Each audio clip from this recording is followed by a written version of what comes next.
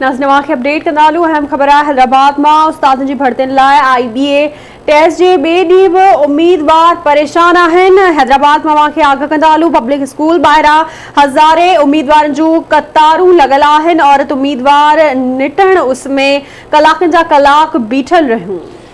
बिल्कुल नाज़रीन, उम्मीदवारनि जो चवणु आहे त 7:30 वॻे घुराए कलाकनि जा कलाक बीहारियो वियो आहे। मेरिट न थी त सख़्त एहतिजाज करे अदालत जो दर खड़काईंदासीं। आगाह कयूं पिया हैदराबाद में उस्तादनि जी भर्तियुनि लाइ IBA टेस्ट जे ॿिए ॾींहुं बि उम्मीदवार परेशान आहिनि। पब्लिक स्कूल ॿाहिरां हज़ारे उम्मीदवारनि जूं कतारूं लॻल आहिनि, जॾहिं त औरत उम्मीदवार निटण उस में कलाकनि जा कलाक बीठल रहियूं।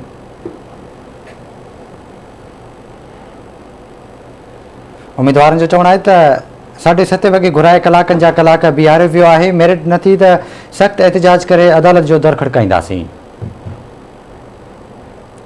ब्रेकिंग न्यूज़ है वहाँ के अपडेट कंदालू। हैदराबाद में उस्तादनि जी भर्तियुनि लाइ IBA टेस्ट जी ॿिए ॾींहुं बि उम्मीदवार परेशान आहिनि। इन हवाले से असां राब्तो कयो आहे हैदराबाद में सीनियर रिपोर्टर इरफान अली बुगियो सां। जी इरफान, आगाह कजो कहिड़ा तफ़सील आहिनि?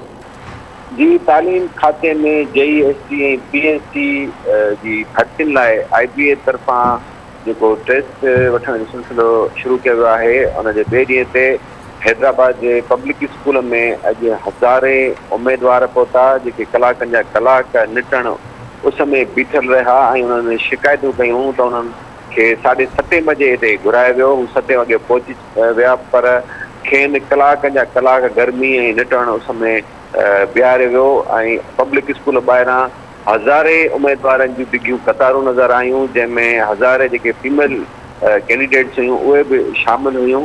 अॼु हैदराबाद जे पब्लिक स्कूल में JEST उम्मीदवारनि खां टेस्ट वरिती पई वई, जिन में हैदराबाद ज़िले जो सिटी ऐं कासमाबाद तालुको शामिल हो, जिन जा 8,500 खां वधीक उम्मीदवार अॼु हिसो वठी रहिया आहिनि। उन्हनि तमामु घणी शिकायतूं कयूं आहिनि। इहो पिणु चयो आहे त जेकॾहिं मेरिट इन दफ़े न थी त हू अदालत जो दर खड़काईंदा ऐं सख़्त एहतिजाज कंदा। जी ठीकु आहे इरफान, वॾी महिरबानी अव्हां जी तफ़सील खां आगाह करण लाइ।